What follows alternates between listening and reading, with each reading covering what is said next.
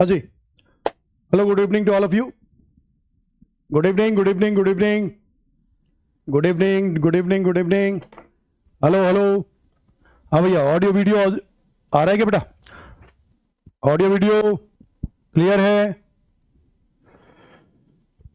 हाँ जी। अरे यही हूँ भानु प्रताप, यही हूँ। हाँ भैया।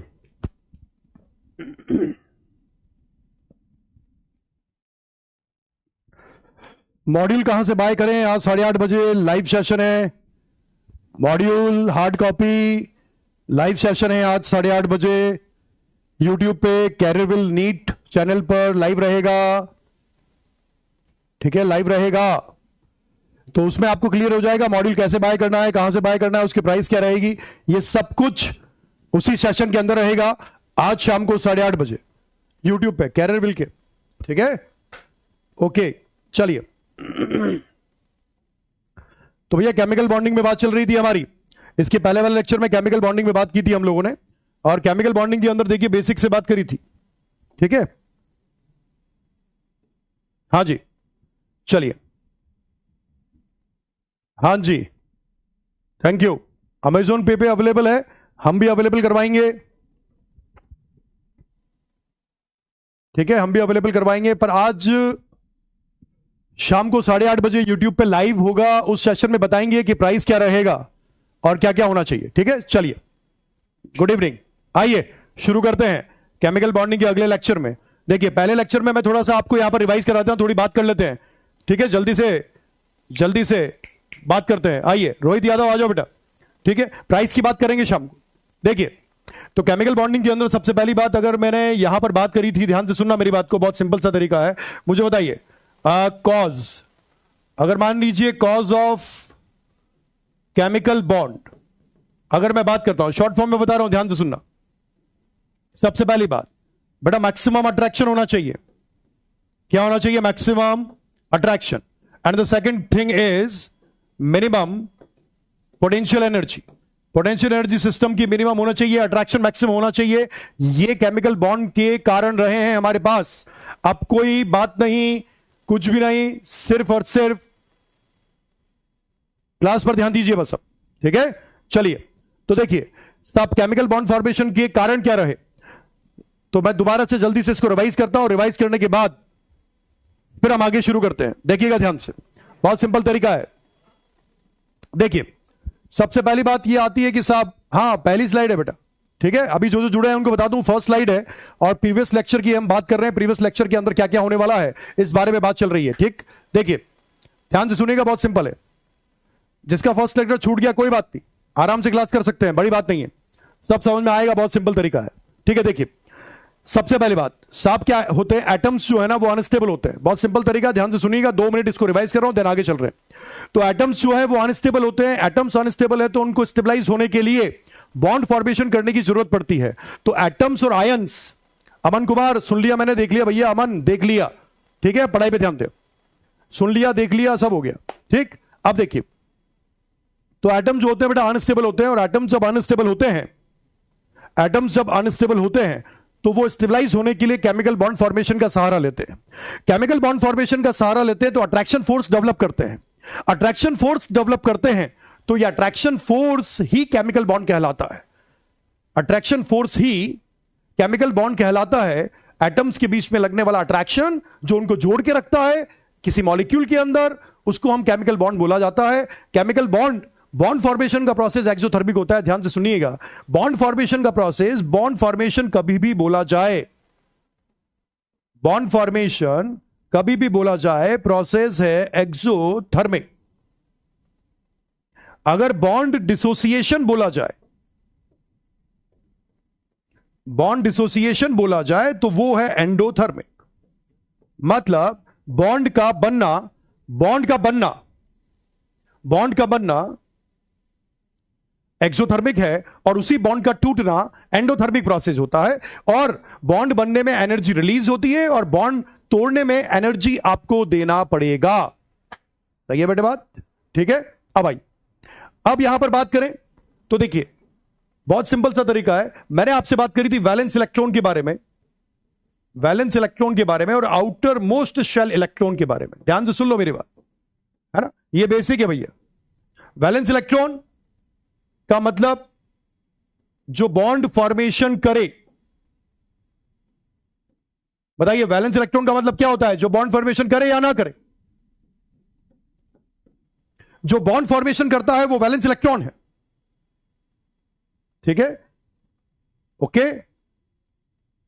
जो बॉन्ड फॉर्मेशन करता है वो वैलेंस इलेक्ट्रॉन है, और जो सबसे बाहर के मतलब मैक्सिमम प्रिंसिपल क्वांटम नंबर, मतलब सबसे बाहर का जो शेल है वो आउटर मोस्ट शेल के इलेक्ट्रॉन होते हैं। सही है बेटा बात? Yes, very good. अब भैया पढ़ाई पे आ जाओ। अब ये सारी बातें फालतू की बाद में करेंगे, अभी सब पढ़ाई पे आ जाओ एक बार, ठीक है। आइए, तो बड़ा वैलेंस इलेक्ट्रॉन वो है जो बॉन्ड फॉर्मेशन में पार्टिसिपेट, बॉन्ड फॉर्मेशन करे, वो वैलेंस, और जो सबसे बाहर है वो आउटर मोस्ट शेल इलेक्ट्रॉन। देखिए यहां पर हम स्टैंडर्ड 3 शेल्स की बात करते हैं। ये n हो गया, ये n-1 हो गया, ये n-2 हो गया। बताइए ये कौन है बेटा? बाहर वाली, अंदर वाली? n कौन है? बाहर वाली। n-1 कौन है? थोड़ी अंदर वाली। n-2 कौन है? और अंदर वाली। सही है बेटा बात? तो 3 शेल्स की बात करते हैं यहां पर, अल्टीमेट, पेनल्टीमेट और प्री पेनल्टीमेट शेल। 3 शेल्स की बात करते हैं। अब देखिए बॉन्ड फॉर्मेशन, बॉन्ड फॉर्मेशन में ये भी जा सकता है, ये भी जा सकते हैं और ये भी जा सकते हैं। तो बॉन्ड फॉर्मेशन में ये भी जा सकता है, ये भी जा सकता है, ये भी जा सकता है। इसके इलेक्ट्रॉन भी जा सकते हैं, इसके इलेक्ट्रॉन भी जा सकते हैं, इसके इलेक्ट्रॉन भी जा सकते हैं। तो वैलेंस शेल, वैलेंस शेल जो होता है वो कुछ भी हो सकता है, पर outermost shell, valence shell कुछ भी हो सकता है पर आउटर मोस्ट शेल हमेशा हमेशा हमेशा ये n ही रहेगा। आउटर मोस्ट शेल हमेशा n ही रहेगा। वैलेंस शेल बाहर वाला भी हो सकता है, उसके अंदर वाला भी हो सकता है, उसके अंदर वाला भी हो सकता है। सही है बेटे बात? क्लियर है? पिछले लेक्चर में इतनी बात हमने बेसिक की थी। ये बेसिक फिनोमिना है, ये बेसिक कॉन्सेप्ट है। तो वैलेंस इलेक्ट्रॉन वो है जो बॉन्ड फॉर्मेशन करे, और आउटर मोस्ट शेल के इलेक्ट्रॉन वो है जो सबसे बाहर पड़े हुए हैं। ये आउटर मोस्ट शेल इलेक्ट्रॉन है, और वैलेंस शेल के इलेक्ट्रॉन इन तीनों में से तीनों के हो सकते हैं, लास्ट वाले दोनों के हो सकते हैं, और लास्ट वाला किसी एक का हो सकता है। सही है बेटे? बाहर वाला ये भी वैलेंस शेल हो सकता है बेटा, ये दोनों भी वैलेंस शेल हो सकते हैं। ध्यान से सुनो, ये दोनों भी वैलेंस शेल हो सकते हैं, केवल ये भी वैलेंस शेल हो सकता है, और ये तीनों भी वैलेंस शेल हो सकते हैं, पर आउटर मोस्ट शेल हमेशा हमेशा हमेशा n ही रहेगा। ये सबसे पहले आपको पता होना चाहिए। सही है बेटे बात? देखिए इसके बिना काम नहीं चलेगा ना, एक बेसिक फिनोमिना है भैया। ये 9th-10th में पढ़ा दिया जाता है कि सबसे बाहर वाला आउटर मोस्ट शेल होता है, और वैलेंस शेल वो होता है जो बॉन्ड फॉर्मेशन में पार्टिसिपेट करता है, उसे वैलेंस शेल बोला जाता है, और जो सबसे बाहर पड़ा हुआ है उसे आउटर मोस्ट शेल बोला जाता है। सिंपल तरीका है, ठीक है? बिल्कुल आ जाएगा अलीशा, ठीक है बात? अब आइए, तो ये फिनोमेना पर एक छोटी सी बात हुई। आप मुझे बताइए, आप एक छोटी सी बात बताइए, या उसी स्लाइड के अंदर लिख लेते हैं क्योंकि प्रीवियस स्लाइड है, तो मुझे बताइए S block and P block के लिए, जल्दी बोलो भैया, एस ब्लॉक और पी ब्लॉक के लिए वैलेंस इलेक्ट्रॉन और आउटर मोस्ट शेल इलेक्ट्रॉन एक ही बात होती है या अलग अलग? बोलो भैया, एस एंड पी ब्लॉक के लिए वैलेंस इलेक्ट्रॉन और आउटर शेल इलेक्ट्रॉन एक ही बात होती है या अलग अलग? बोलिए, जल्दी आंसर दीजिए, जल्दी जल्दी जल्दी आंसर दीजिए, जल्दी। एक ही बात होती है कि अलग अलग होती है? जल्दी से आंसर चाहिए मुझे, धमाधम बोलिए। एस और पी ब्लॉक के एलिमेंट्स के लिए, एस और पी ब्लॉक के एलिमेंट्स के लिए valence electron, outermost shell electron एक ही बात होगी, अलग अलग? यस, वेरी गुड, आंसर आना शुरू हो गया, बहुत बढ़िया, वेरी गुड, शाबाश। शीतल, आमिर भाई बहुत बढ़िया बेटा, निखिल, ईशा, शालू, यस, खुशी, एकांश, वेरी गुड वेरी गुड, एक ही बात है। Yes yes, keep it up, keep it up, बहुत बढ़िया, वेरी गुड बेटा, शाबाश शाबाश। ये एसएनपी के लिए एक ही बात होती है। यस, एसएनपी के लिए valence shell, outermost shell electron दोनों सेम होता है, दोनों सेम बात होती है, बोथ आर सेम। अब बताइए डी एंड एफ के लिए, डी एंड एफ के लिए दोनों बातें सेम है या अलग अलग है? डी एंड एफ के लिए दोनों बातें सेम है या अलग अलग है? जल्दी बोलिए। डी एंड एफ ब्लॉक के लिए, यस, वेरी गुड, शाबाश। डी एंड एफ ब्लॉक के लिए दोनों बातें सेम है या अलग अलग होती हैं? ये बोलिए आप। डी एंड एफ ब्लॉक के लिए डी एंड एफ ब्लॉक के लिए valence electron, outer most electron, एक ही बात होती है या अलग अलग होती है? जल्दी से लिखिए, सेम या डिफरेंट, सेम या डिफरेंट, सेम या डिफरेंट? यस, शुरू हो गया। Avinash very good, Manish, Manisha yes. ABCD, ABCD जिसने नाम लिखा है बहुत बढ़िया। अब्बा जब्बा डब्बा, ठीक है। डी एंड एफ के लिए अलग अलग होती है, एस एंड पी के लिए सेम होती है, बहुत बढ़िया, शाबाश, बेहतरीन, जबरदस्त, जिंदाबाद। अलग अलग, यस, डिफरेंट अलग होती है, यस, वेरी गुड, बहुत बढ़िया, बहुत बढ़िया बेटा, बहुत बढ़िया। अब आइए, वेरी गुड, आंसर आ गया, आंसर आ गया। तो अब आइए, अब अगले लेक्चर में, यहां पर ये था प्रीवियस लेक्चर का एक थोड़ा सा ओवरव्यू। अब आइए बात करें यहां पर, तो मैं बात करूंगा पोटेंशियल एनर्जी डायग्राम के बारे में। आराम से समझिए, सीधे सीधे तरीके से समझिए। Potential energy diagram, potential energy diagram. चलिए पोटेंशियल एनर्जी डायग्राम की बात करते हैं। देखिए, एक छोटा सा आपको यहां पर एक छोटा सा ग्राफ दिया हुआ है, देखो बेटा। इस छोटे से ग्राफ में ये आपका जीरो, ये पोटेंशियल एनर्जी नेगेटिव में, और ये पोटेंशियल एनर्जी पॉजिटिव, ठीक है। और ये आपका potential energy versus inter nuclear distance graph है। यस, डिफरेंट आ रहा है अभी भी, बहुत बढ़िया, very good, very good. Sajjad Ali भाई, बहुत बढ़िया बेटा, शाबाश, बहुत बढ़िया, बेहतरीन, जबरदस्त। रौनक, रौनक, वेरी गुड बेटा, डिफरेंट, यस, वेरी गुड, शाबाश, बहुत बढ़िया। अब आइए इस ग्राफ को समझे। नीट में इस ग्राफ से क्वेश्चन आया हुआ था, वो क्वेश्चन आप करिएगा, मैं समझाता हूं, ठीक है। आइए बात करें। देखिए, इस ग्राफ से समझिए, ये ग्राफ बेसिक फिनोमेना, ठीक है। आइए देखिए, सबसे पहले ध्यान दीजिए, देखो बेटा, ये दो एटम्स, ये दो एटम्स, और इन दोनों एटम्स के अंदर बोलूं तो ये एक न्यूक्लियस है, ये इसका न्यूक्लियस है, ये ए एटम है, ये बी एटम है। इसको न्यूक्लियस को मैंने बोल दिया ये एन ए है, ये एन बी है,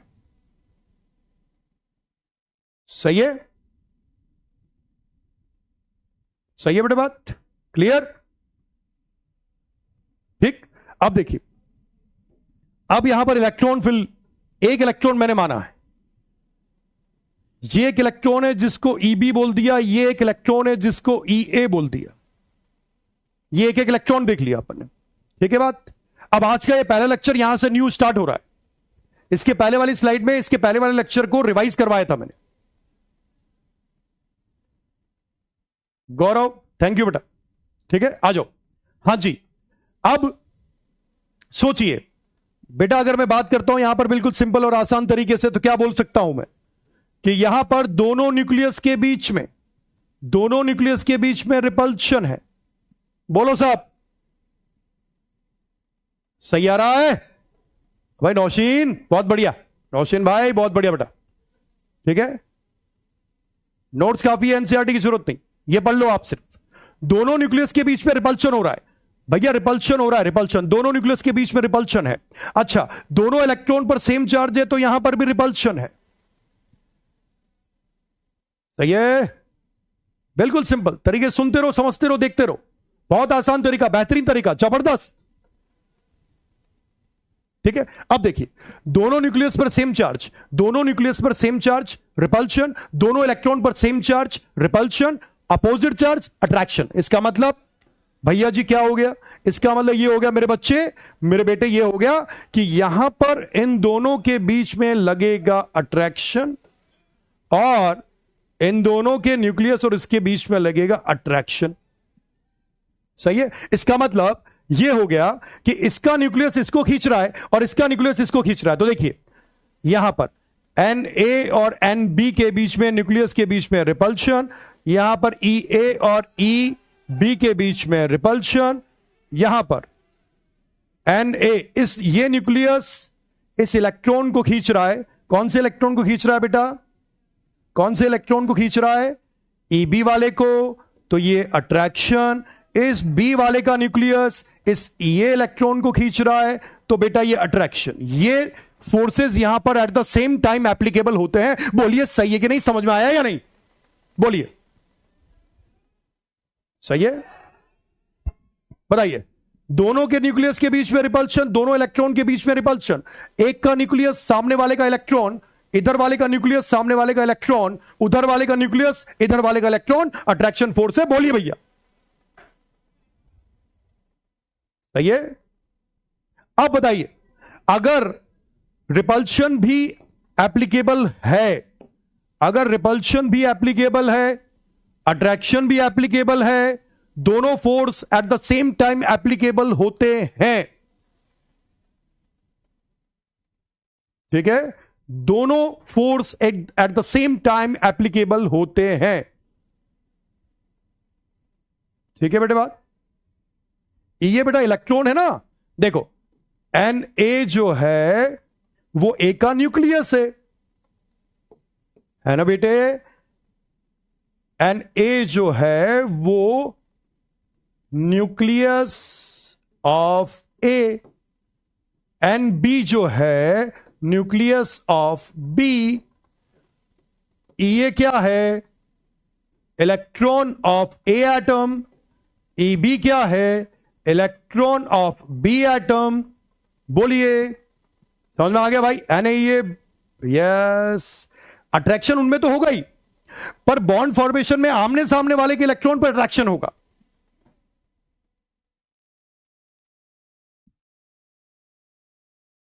सही है बात? देख लो, आप आराम से देख लो।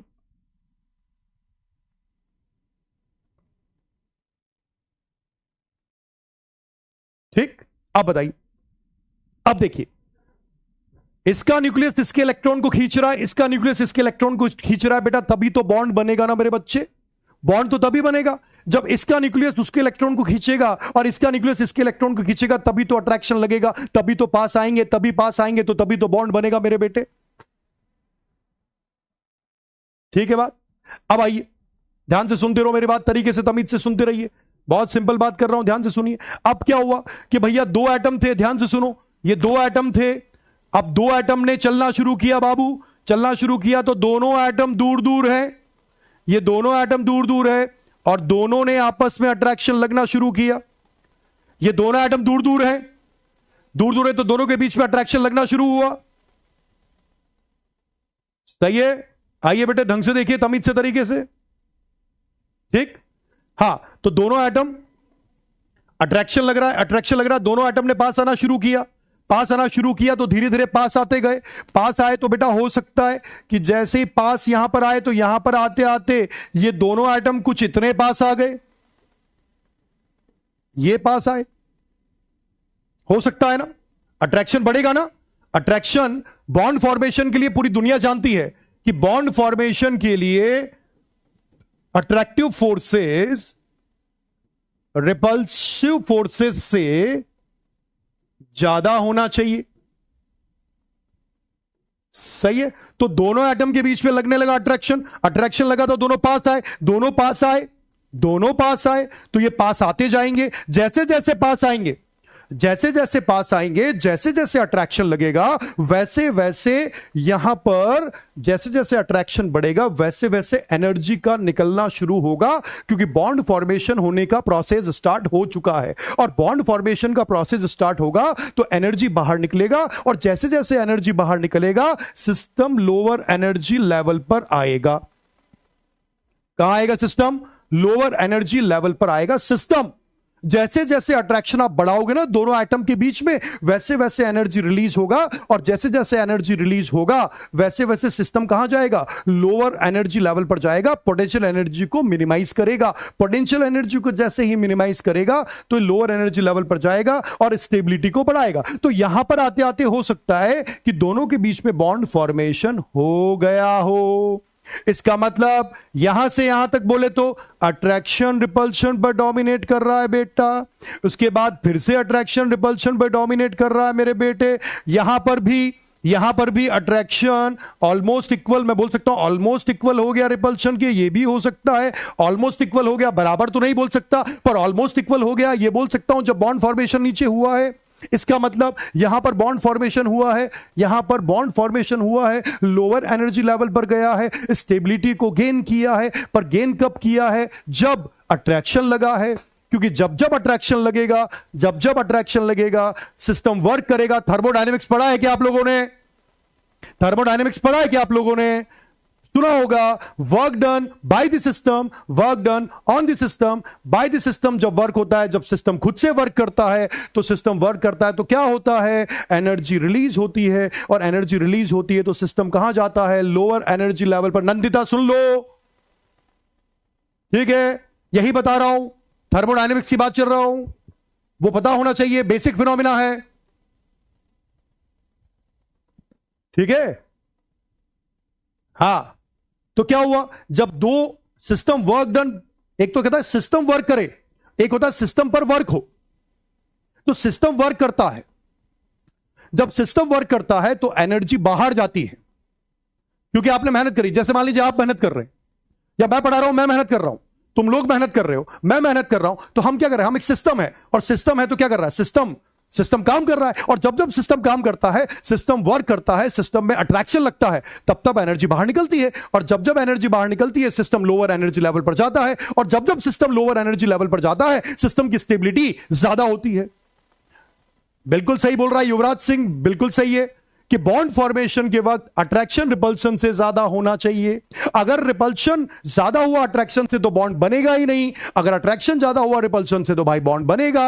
और जब जब बॉन्ड बनेगा, जब जब बॉन्ड बनेगा, दो एटम के बीच में जब जब बॉन्ड बनेगा, अट्रैक्शन लगेगा, अट्रैक्शन लगेगा तो हम बोलेंगे work done by the system. और work done by the system का मतलब क्या होगा? एनर्जी रिलीज होगी। एनर्जी रिलीज होने का मतलब क्या होगा? एनर्जी रिलीज होने का मतलब क्या होगा? क्या होगा बोलो बेटा? एनर्जी रिलीज होने का मतलब सिस्टम कहां जाएगा? लोअर एनर्जी लेवल, और लोअर एनर्जी लेवल पर जाने वाला सिस्टम की स्टेबिलिटी सबसे ज्यादा होती है। बोलिए sir. Yes, bye the system on the system, bye the system on the, simple तरीका है, सही है ना? Bye the system on the system, ठीक है। आइए, bye the system on the system. अब बताइए तो भैया क्या हुआ कि यहां पर अट्रैक्शन लगना शुरू हुआ, तो बॉन्ड फॉर्मेशन के लिए attraction is greater than repulsion होना चाहिए। अट्रैक्शन रिपल्शन पे डोमिनेट करेगा बेटा, तो डोमिनेट करने का मतलब ये दोनों पास आएंगे, दोनों पास आएंगे तो एनर्जी रिलीज होगी, रिलीज होगी तो पोटेंशियल एनर्जी धीरे धीरे कम होती जाएगी सिस्टम की। कम होने का मतलब नेगेटिव में जाएगा, नेगेटिव में जाएगा इसका मतलब स्टेबिलिटी को गेन करेगा, स्टेबिलिटी को गेन करेगा तो यह केमिकल बॉन्ड फॉर्मेशन का एक कोज माना जाता है, कारण माना जाता है। आईएनडी का मतलब होता है बेटा inter nuclear distance, inter nuclear distance. और जब जब डिस्टेंस कम होगी तब तब अट्रैक्शन बढ़ेगा, जब जब अट्रैक्शन बढ़ेगा, जब जब एनर्जी निकलेगी, जब जब एनर्जी निकलेगी तब तब एक्सोथर्मिक प्रोसेस होगा। एक्सोथर्मिक प्रोसेस जब जब होगा, जब जब स्टेबिलिटी को गेन करेगा, मोर अट्रैक्शन, मोर एक्सोथर्मिक, मोर रिलीज और मोर स्टेबिलिटी। सही है बेटे बात? क्लियर? बोलिए, समझ में आया या नहीं आया? बोलिए। सही है बेटे बात? अब क्या हुआ? अब जैसे जैसे मान लीजिए मैं अब धीरे धीरे, अगर मान लीजिए मैं अट्रैक्शन और बढ़ाऊं, तो अट्रैक्शन और बढ़ाने का मतलब ये मान के चलिए कि जैसे जैसे अट्रैक्शन अगर मैंने और बढ़ाया, अट्रैक्शन और बढ़ाया, तो अट्रैक्शन बढ़ाने से न्यूक्लियस के बीच का डिस्टेंस कम हो जाएगा। समझो मेरी बात, अट्रैक्शन बढ़ाने से न्यूक्लियस के बीच का डिस्टेंस कम हो जाएगा। डिस्टेंस कम होने से रिपल्शन बढ़ेगा, रिपल्शन बढ़ेगा तो फिर वापस से सिस्टम की पोटेंशियल एनर्जी धीरे धीरे बढ़ने लगेगी बेटा। पोटेंशियल एनर्जी धीरे धीरे बढ़ने लगेगी क्योंकि रिपल्शन डोमिनेट हो रहा है। रिपल्शन डोमिनेट होने का मतलब बॉन्ड टूट रहा है, बॉन्ड टूटने का मतलब पोटेंशियल एनर्जी बढ़ रही है, पोटेंशियल एनर्जी बढ़ने का मतलब सिस्टम स्टेबल या अनस्टेबल। बोलिए भैया। मोहम्मद इरशाद आलम, कमेंट आपका दिख रहा है? बिल्कुल दिख रहा है साहब। आइए इधर देखिए, ये फिनोमिना समझ में आया नहीं आया? जल्दी बोलिए आप। सबसे पहले मैं फिर से दोहरा देता हूं, समझो बात को, क्वेश्चन आया हुआ है, बहुत आसान चीज आई है। यस अभिजीत बिल्कुल सही बोल रहा है बेटा, वेरी गुड अभिजीत, बहुत बढ़िया, ठीक है। हाँ जी, अब आइए देखिए, बहुत सिंपल है, ध्यान दीजिए। सबसे पहली बात यहां समझो, कितने एटम लिए मैंने? 2। समझिए, टाइपिंग वाइपिंग बंद करो बाप, टाइपिंग बंद करो, टाइपिंग बंद करो, एटम 2 एटम लिए मैंने, टाइपिंग बंद, एनसीईआरटी रीड नहीं करना है, मैं बता रहा हूं, कोई जरूरत नहीं है। हाँ यस वेरी गुड। देखिए हमने कितने एटम लिए साहब, मैंने 2 एटम लिए भैया, 2 एटम लिए, एक एटम ये वाला, एक एटम ये वाला। अब दोनों एटम के न्यूक्लियस के बीच में रिपल्शन, दोनों एटम के इलेक्ट्रॉन के बीच में रिपल्शन, ठीक है। इसके न्यूक्लियस इसके इलेक्ट्रॉन के बीच में अट्रैक्शन, इसके न्यूक्लियस इसके इलेक्ट्रॉन के बीच में अट्रैक्शन। अब अगर दोनों को बॉन्ड फॉर्मेशन करना है तो बॉन्ड फॉर्मेशन के लिए अट्रैक्शन रिपल्शन पर डोमिनेट होना चाहिए। अगर दोनों को बॉन्ड फॉर्मेशन करना है तो अट्रैक्शन रिपल्शन पर डोमिनेट होना चाहिए, और डोमिनेट होगा तो सिस्टम क्या होगा, दोनों पास आएंगे, एटम कहां आएंगे बेटा, दोनों पास आएंगे तो अट्रैक्शन बढ़ेगा, अट्रैक्शन बढ़ेगा तो और नजदीक आएंगे, और नजदीक आएंगे तो नजदीकियां बढ़ेगी। जब नजदीकियां बढ़ती है, जब 2 एटम के बीच में नजदीकियां बढ़ती है, डिस्टेंस कम होता है, दूरी कम होती है, नजदीकियां बढ़ती है 2 एटम के बीच में, जब नजदीकियां बढ़ती है तो नजदीकियां बढ़ने की वजह से वहां पर बॉन्ड फॉर्मेशन होने के चांसेस बनते हैं, और बॉन्ड फॉर्मेशन का प्रोसेस एक्सोथर्मिक होता है, और एक्सोथर्मिक होने का मतलब एनर्जी रिलीज होती है, और एनर्जी रिलीज होगी तो सिस्टम अपनी पोटेंशियल एनर्जी को कम करता जाएगा, और सिस्टम जब पोटेंशियल एनर्जी को कम करेगा तब स्टेबिलिटी को बढ़ाएगा। इसका मतलब इस पॉइंट पर आकर इन्होंने बॉन्ड फॉर्मेशन किया है, और बॉन्ड फॉर्मेशन करने का मतलब यह हो गया कि यहां पर बॉन्ड बन चुका है।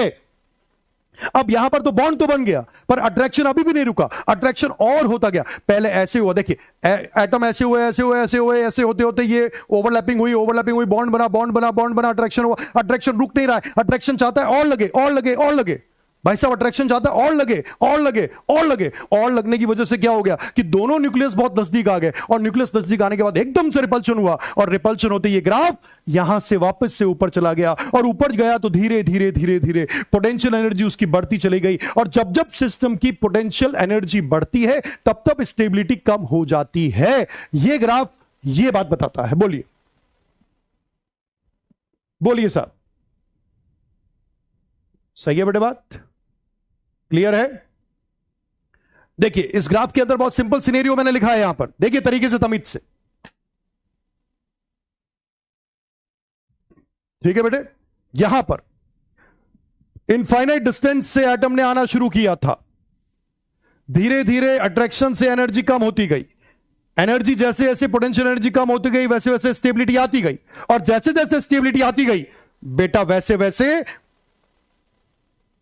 वैसे स्टेबिलिटी आती गई, धीरे धीरे स्टेबिलिटी आते एक समय ऐसा आया जब अट्रैक्शन रुका नहीं, और बढ़ता चला गया। जब और बढ़ता चला गया तो फिर ये बॉन्ड रिपल्शन होने की वजह से, जब ये पास आ गए बहुत, तो रिपल्शन होने की वजह से एकदम से दूर जाएंगे तो अपनी पोटेंशियल एनर्जी को बढ़ाएंगे, और बढ़ाएंगे तो सिस्टम की स्टेबिलिटी कम हो जाएगी। बोलिए भैया, बात सही है बेटे, बात? हाँ योगेंद्र भाई समझ में आ गया बेटा, सबको समझ में आ गया, देख लो आराम से तरीके से, तमीज से क्लियर होना चाहिए। मेरे को एक आंसर चाहिए, अगर आपको समझ में आया तो मुझे एक क्वेश्चन का आंसर दीजिए जल्दी से। अगर आपको यह बात समझ में आई है तो उम्मीद करता हूं क्वेश्चन का आंसर आएगा तो मुझे तू बताएगा, और मुझे तू बताएगा। मैंने एक कंडीशन मानी है यहां पर, सोच के बोलना, ये ए कंडीशन है, मान लीजिए ये वाली कंडीशन मैंने मानी है, ये बी कंडीशन है, ये ए कंडीशन है, और बेटा मैं बोलूं तो ये वाली सी कंडीशन है। जल्दी बताइए इन तीनों में से मोस्ट स्टेबल कंडीशन कौन सी है? ए वाली, बी वाली, सी वाली? Most stable condition. जब तक मैं पीछे घूमूंगा बेटा तब तक ये मान के चलिए कि आंसर आपके पास आ जाना चाहिए। ये मेरी इच्छा है कि आंसर आपको आ जाना चाहिए। मैं पीछे घूमूंगा तब तक आंसर मोस्ट स्टेबल कंडीशन बोल दे मेरे बच्चे, मेरे बेटा मोस्ट स्टेबल कंडीशन बता दे। इज्जत का सवाल है बेटे, most stable condition A B C में से कौन सी होगी? मोस्ट स्टेबल कंडीशन ए होगी, बी होगी या सी होगी? जल्दी बोल बेटे मेरे, वेरी गुड, जल्दी बोलिए। मोस्ट स्टेबल कंडीशन कौन सी होगी? जल्दी बोलिए, ए बी सी बोलिए। शाबाश, very good, yes, most stable condition, ये वेरी गुड, शाबाश। सबका वेट भैया, ये देखिए कितना कलरफुल स्लाइड है, कितनी जबरदस्त स्लाइड है, बिल्कुल बेहतरीन तरीके से लिखा है। अट्रैक्शन रिपल्शन पर डोमिनेट करेगा, बॉन्ड फॉर्मेशन एक्सोथर्मिक होगा, एनर्जी रिलीज होगी, मोर रिलीज मोर स्टेबल, मोर रिलीज मोर स्टेबल। यही है आज से नारा हमारा, स्टेबल होगा मॉलिक्यूल हमारा प्यारा। यही है आज से नारा हमारा, स्टेबल होगा मॉलिक्यूल हमारा प्यारा। बोलिए भैया, सबसे स्टेबल कंडीशन। यस, सब लोग टाइप कर रहे हैं। Yes yes, very good very good, yes very good, yes very good very good, शाबाश शाबाश शाबाश। मेरे को सबके कमेंट दिख रहे हैं, सबके कमेंट दिख रहे हैं। सिर्फ दो चार लोग ऐसे हैं जिनको इतनी छोटी सी बात जो है ना, ये पढ़ने नहीं पड़ रही है। सिर्फ दो तीन मान लो, दो तीन, सिर्फ दो तीन ऐसे हैं सिर्फ।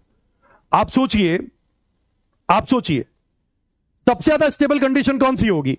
ए वाली, बी वाली, सी वाली? अरे भैया, सबसे स्टेबल कंडीशन है बेटा बी वाली। और बी वाली सबसे स्टेबल क्यों है? क्योंकि इसकी पोटेंशियल एनर्जी सबसे कम है, और जिस सिस्टम की पोटेंशियल एनर्जी मिनिमम होती है उसकी स्टेबिलिटी सबसे ज्यादा होती है। इसलिए मोस्ट स्टेबल कंडीशन, अपना आंसर जाएगा बी मेरे बेटे। बोलिए बोलिए बोलिए बोलिए। सी वाले में तो बेटा अनस्टेबल हो गया, जिसकी पोटेंशियल एनर्जी पॉजिटिव है वो तो अनस्टेबल है, जिसकी पोटेंशियल एनर्जी नेगेटिव है और ज्यादा नेगेटिव है, ए और बी, तो बी वाले की ज्यादा नेगेटिव है। This is most stable condition, most stable condition for this molecule. Most stable condition for this molecule is B, क्योंकि बी की पोटेंशियल एनर्जी सबसे कम है, स्टेबिलिटी सबसे ज्यादा है। बोलिए। अरे वाह, सचिन भैया ने ऑर्डर ही बता दिया। ऑर्डर बता दो। सबसे ज्यादा बी है, बी के बाद ए है, ए के बाद सी सबसे कम स्टेबल है। बोलिए साहब, आगे बात समझ?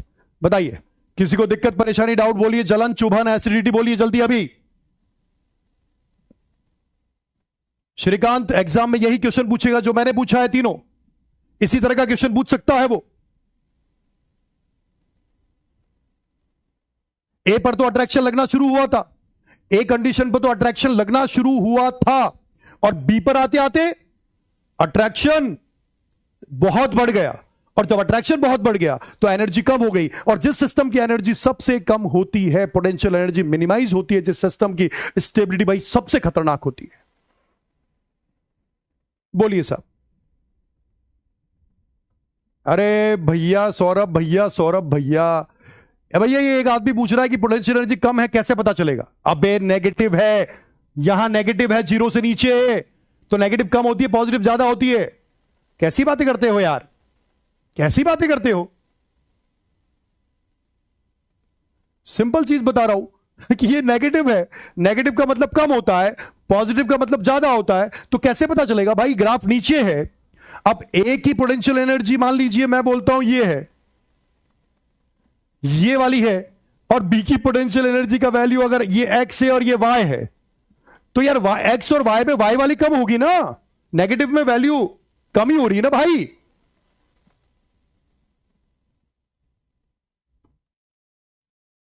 अब इतना यार, इतना तो बेसिक है ना, आपको पता ही होना चाहिए कि -1 और -2 में, -1 और -2 में, -1 और -2 में कौन बड़ा छोटा होता है, ये तो पता ही होना चाहिए ना यार। ठीक है, फालतू क्या मतलब जबरदस्ती, मतलब डाउट नहीं आ रहा है फिर भी डाउट जबरदस्ती आ रहा है। मतलब कुछ की आदत होती है ना कि भाई डाउट, मेरे को ये पढ़ लिया मैंने, मतलब किसी की आदत होती है, किसी किसी की, भाई ये पढ़ लिया मैंने यार, आज जब ये पढ़ा मैंने तो मेरे को डाउट कैसे नहीं आया? तो ये आदत हो गई बच्चे की, ये डाउट क्यों नहीं आया मुझे? भाई ये शक कर रहा है खुद के ऊपर कि मुझे डाउट क्यों नहीं आया। मेरे को तो हर क्लास में डाउट आता है, हर स्लाइड में डाउट आता है, आज ऐसा कहा हुआ कि इस स्लाइड में मुझे डाउट ही नहीं आ रहा है, तो यही पूछ लूं कि सर नेगेटिव ये कम कैसी होती है? सिंपल क्वेश्चन है यार, वही डाउट सिंपल। ठीक है ना? अब वो जो पीवाईक्यू वाला क्वेश्चन जो आया है ना, पीवाईक्यू जो आया हुआ है वो आपको करना है। ठीक है, वो आप करिए। बॉन्ड एनर्जी का वैल्यू पूछा था उसमें, वो आप करिएगा, इसीलिए मैंने बता दिया। ठीक है ना बात? आप बताइए यहां पर, देखिए सिंपल तरीका, इसीलिए बोला जाता है, इसीलिए बोला जाता है। ठीक है, अब देखिए, इसीलिए बोला जाता है कि सिस्टम की स्टेबिलिटी तब ज्यादा होती है ये बेटे, इसीलिए बोला गया है कि favourable condition, a favorable condition for chemical bond formation। आपसे ये पूछे तो इस ग्राफ के बाद हम लोग क्या करते हैं, ये वाली चीज निकालते हैं। Favourable condition for chemical bond formation number 1, number 2, attraction maximum होना चाहिए, अट्रैक्शन मैक्सिमम होना चाहिए बाबू, ठीक है, अट्रैक्शन मैक्सिमम होना चाहिए। अच्छा, अट्रैक्शन मैक्सिमम होगा तो मैक्सिमम अट्रैक्शन से क्या होगा, मोर एनर्जी रिलीज। पूरा लिख रहा हूं ताकि हर किसी के दिमाग में क्लियर हो जाए। मोर एनर्जी रिलीज मतलब सिस्टम से एनर्जी बाहर निकल गई। अब सिस्टम से एनर्जी बाहर निकली मतलब सिस्टम कहां जाएगा, लोअर एनर्जी लेवल। और लोअर एनर्जी लेवल पर जाने पर ऐसा सिस्टम जो लोअर एनर्जी लेवल है उसकी स्टेबिलिटी बढ़ती जाएगी। इसीलिए सेकंड तरीका क्या बन गया कि सिस्टम की पोटेंशियल एनर्जी मिनिमम होनी चाहिए। पोटेंशियल एनर्जी मिनिमम है तो बेटे स्टेबिलिटी मैक्सिमम है। अब आप कैसे भी इसको जोड़ के पढ़ो, ये आपकी मर्जी है, पर कॉन्सेप्ट यही है। बोलिए,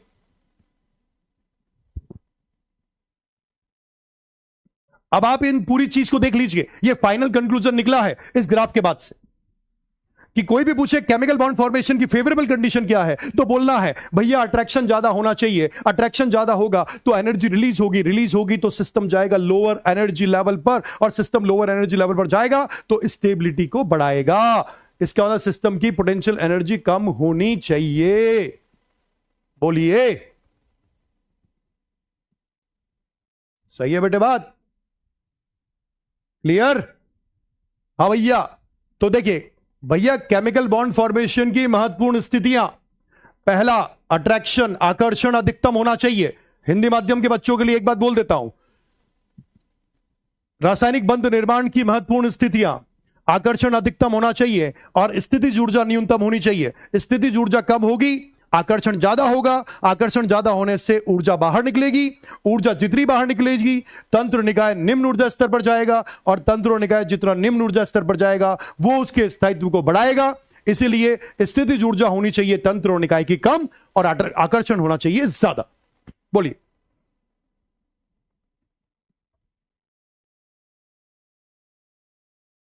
बिल्कुल अमन, ठीक है। चलिए, तो ये फाइनल कंक्लूजन हमारे यहां से निकला, ठीक है। अब आइए क्या बात करें कि साहब एक बात तो हो गई। अब मैंने आपको एक बात बोली थी, ध्यान सुनिए, ठीक है। एक बात, इतनी सी बात एक और बोली थी मैंने आपको कि भाई एटम कंबाइन क्यों होते हैं, स्टेबिलिटी के लिए। और स्टेबिलिटी के लिए दो कंडीशन अपने पास आ गई, अट्रैक्शन ज्यादा, पोटेंशियल एनर्जी कम। अब तीसरी बात क्या होती है कि कुछ ऐसे भी होते हैं, अब कुछ ऐसे भी होते हैं जो कि अकेला रहना पसंद करते हैं। साधु संत महात्मा, मैंने बोला था आपको, उनको किसी की जरूरत नहीं होती, नाते रिश्तेदार किसी की जरूरत नहीं, वो अकेला रहना पसंद करते हैं, इनर्ट गैसेस। इसलिए हर एटम क्या चाहता है, इसलिए हर एटम क्या चाहता है कि अपनी स्टेबिलिटी को मैक्सिमाइज करे। और अपनी स्टेबिलिटी को मैक्सिमाइज करने का मतलब ये मान के चलिए कि वो इनर्ट गैस के जैसा बनना चाहता है, और इनर्ट गैस के अंदर बनना चाहता है, इसका मतलब ये मान के चलिए कि वो ऑक्टेट रूल को फॉलो करना चाहता है। दैट मीन्स दूसरा कॉन्सेप्ट जो आता है इसी, अब धीरे धीरे चैप्टर में आगे चल रहे हैं भैया, बेसिक बात क्लियर होनी चाहिए। अगली बार पढ़ के आना अच्छे से, अगली बार स्लाइड मेरी क्लास में आने से पहले हर कोई इंसान 5 मिनट पढ़ के आएगा, पहले पूरा रिवाइज करके आएगा, रिकॉर्डेड लेक्चर देख के आएगा, ठीक है। वरना कोई फायदा नहीं है क्लास में बैठने का। ऐसा नहीं है कि क्लास में बैठ गए, ठीक है पढ़ लिया, अरे राजा हूं मैं, तो वो राजा राजा के चक्कर में हर साल नीट निकल जाता है, ठीक है बेटे। आइए अब देखिए, तो हमारे पास आता है बेटा कॉसेल लुईस ऑक्टेट रूल। अब कुछ लोग ऑक्टेट की स्पेलिंग ये भी लिखते हैं, जो ठीक लगे ऑप्शन में जो आ जाए वो लिख देना बाबू, ठीक है। कुछ नीचे वाला ऑक्टेट लिखते हैं, कुछ ऊपर वाला ऑक्टेट लिखते हैं, भाई दोनों लिख दिया, जैसी जो मर्जी आए, ठीक है ना। अब नोबल गैस कॉन्फ़िगरेशन अचीव करना चाहते हो तो देखिए क्या बोला गया साहब, ध्यान से सुनो। ईच एटम, तो कॉसल लुईस ऑक्टेट रूल क्या बोलता है, each atom tries to complete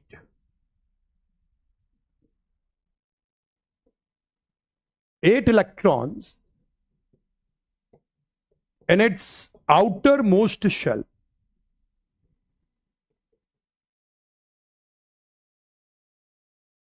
Each atom tries to complete 8 electrons in its outermost shell. Her atom ऐसा करना चाहता है बाय लूजिंग ऑफ इलेक्ट्रॉन्स। आराम से देखिए, आराम से 4 क्वेश्चन आएंगे इस चैप्टर से और बहुत सिंपल आएंगे, मैं गारंटीड बोल रहा हूं। अगर मेरे नोट्स अच्छे से पढ़ लिए, मेरा लेक्चर अच्छे से देख लिया ना, वो 4 क्वेश्चन कभी गलती नहीं होंगे, 100% गारंटी बोल रहा हूं, ठीक है, ठीक है। देखिए, बाय लूजिंग ऑफ इलेक्ट्रॉन्स और बाय गेनिंग ऑफ इलेक्ट्रॉन्स और बाय शेयरिंग ऑफ इलेक्ट्रॉन्स, ये तरीके इसके पास होते हैं। तो हर atom, Kossel Lewis octet rule क्या बोलता है भाई, हर एटम अपने आउटर मोस्ट शेल में 8 इलेक्ट्रॉन को कंप्लीट करना चाहता है। कंप्लीट कैसे कर सकता है, या तो वो इलेक्ट्रॉन किसी को लूज कर दे, या वो किसी से गेन कर ले, या फिर उसकी शेयरिंग कर ले। यही तरीके हो सकते हैं 8 इलेक्ट्रॉन कंप्लीट करने के। और 8 इलेक्ट्रॉन जो रख सकता है वो कॉसल लुईस ऑक्टेट रूल से स्टेबल माना जाता है। सही है बेटे बात। अब आइए, ठीक, अब इसमें देखिए लूज करे, गेन करे या शेयरिंग करे। तो देखिए नंबर 1 मैं बोलूंगा by complete transfer of electron, by complete transfer of electrons. सही है बेटे बात, ठीक। अब देखिए, हर एटम अपने आउटर मोस्ट शेल में 8 इलेक्ट्रॉन कंप्लीट करना चाहता है। वो इनर्ट गैस जैसा बनना चाहता है, वो इनर्ट गैस जैसा स्टेबल कॉन्फ़िगरेशन रखना चाहता है। इसके लिए वो किसी भी हद तक जा सकता है, और हद का मतलब हुआ वो दे भी सकता है, वो ले भी सकता है, वो शेयरिंग भी कर सकता है। अब उसमें से वो तरीके हम पढ़ रहे हैं कि एक्चुअल में ये करना क्या चाहता है। सही है बेटे बात, अभी सुनते जाओ सब कुछ, ठीक है, ध्यान से सुनना। अब देखिए बेटा, अभी ऑक्टेट रूल चल रहा है ना, अभी ये ऑक्टेट रूल शुरू किया है, एक्सेप्शन इसके बाद आते हैं।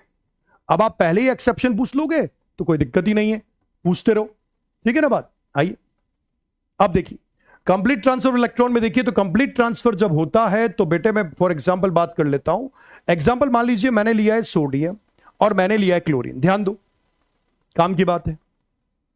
सोडियम का एटॉमिक नंबर 11 है, तो मैं इसको लिख सकता हूं 281। क्लोरीन का एटॉमिक नंबर 17 है, तो लिख सकता हूं 287।